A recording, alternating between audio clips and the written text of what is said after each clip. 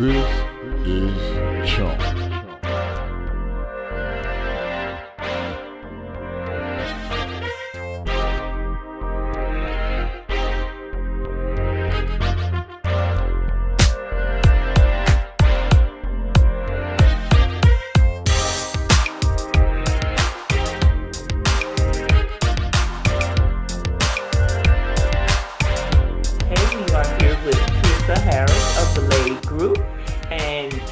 Chairs and Trisa, how you doing today? I'm doing well, thank you, Stephanie. Good. I want to ask you, how long have you been a part of the lay group? I have been a part of lay group now. How long has it been? It's only almost a few months. Oh, almost a year? Has it been that long? No, it hasn't been that long. Maybe 6 months. Okay, I'll buy that.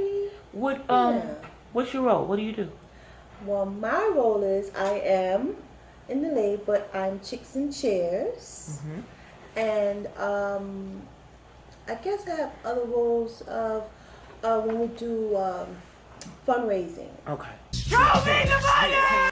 And how do you like being in chicks and chairs? I love it. I didn't at first when I was asked about it before it even came to the point of it. When Stephanie asked me, I was very, very nervous about it. Why? I didn't think that I would fit or be, how you could say, professional enough or say the right words. You know, this was... We're not professional. I know not. See, now I know. But back then, that's what I was thinking. I was like, why did she choose me? Or why did she ask me and I'm thinking maybe she asked other people, and I told her I would think about it, and I thought about it, and then I finally said yes. I'm glad I did. I'm glad you did too. Because one of the things I find, you're very outspoken on you know, when we do, you got a lot of stories. You got some stories. You add some spice and some flavor. Well, thank you. You know, to chicks and chairs. Bam, bam, bam, bam, bam, bam, bam. Which I love. I love it. And you know, one of the things that we're trying to do is get across a message to people with disabilities and people who don't have disabilities. Correct. We're just like you. Correct. You know, we are just like you. And do you think that we're getting that message across?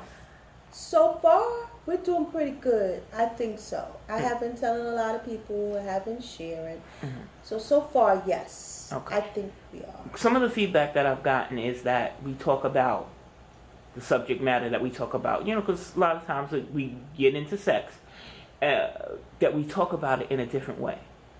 You know, and I had expressed that's just how we talk to each other. That's true. That is how we talk. I mean, unfortunately, we don't just sit around and talk about sex all the time. Don't. But we have so many other topics and things that we go through as of being disabled in a point and parenting and life. Mm-hmm. But yeah. Yeah. Do you think you have things like lessons that you can teach people as far as being a person with a disability and? Yeah, I think so. Mm-hmm. I think I have lessons. I would say that. I'm in the category of being born with my disability. So my mindset is always been disability because I didn't know anything else. So I have something to bring to some people who were born with disabilities who doesn't think so highly or comfortable with it. Mm-hmm. And I have perspective to try to help people who become into their disability that, you know, it's okay. Right. Now, okay. One of the things I noticed about you is that you're a very independent person. Yes, you know, I am. And how has your upbringing contributed to? Well, what it is why I'm so independent, I guess because my family didn't shelter me or hinder me, and I was fortunate enough to have and godparents plus a grandmother plus my mother. So I was living in 3 different households, but they made sure that I learned how to wash the dishes. I learned how to iron. And they would just tell me to do it. But most of the time I'm so observant. Most of the time I'm sitting there watching anyway. And they didn't hinder me, say, oh, she can't do it. She can't do this. They never said I couldn't do it. They were like, let her try. Mm-hmm. You know, it's like times we'd be outside and my mother walked a lot of places. And we would walk from my grandma's house to her best friend's house. And believe me, it's a long walk. And it's like 2 big steep hills and stuff. You can do it! And Trisa managed it with crutches and braces. And then sometimes I didn't have any crutches or braces. But I walked those times and I used to fall. And people used to run to try to help me up. And my mother would not let them. She wouldn't let them. And at that point, I wouldn't sometimes let them. I would want to get up by myself. Okay. So, no, so then I just learned. And I just kept doing it. I just kept doing things for myself. And I would find ways to do it to make it a little easier. You know, little tricks. Okay, if I make sure that I'm going to cook this, I make sure everything is in my reach. Okay. Everything is nearby. Or I have everything so that I can... Prepared. You're prepared in planning. I prepare my planning. Okay, this got to be here, this got to be there, that got to be here. I got to make sure nothing's here. I can't trip over this. So I can work it out, and I do. Okay. Now, another thing is that you have your own business. Yes. You know, you can you tell us a little bit about that? Well, right now, in the point of starting, but I do make chocolate lollipops in any forms of colors.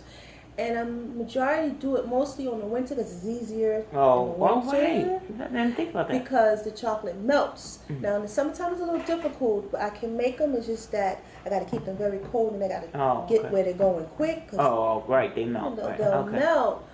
But I've been trying to venture in it, and it's a lot of work because it's just only me at sometimes doing. Okay, so that's it. If you can you, and one left, you're fired. Oh!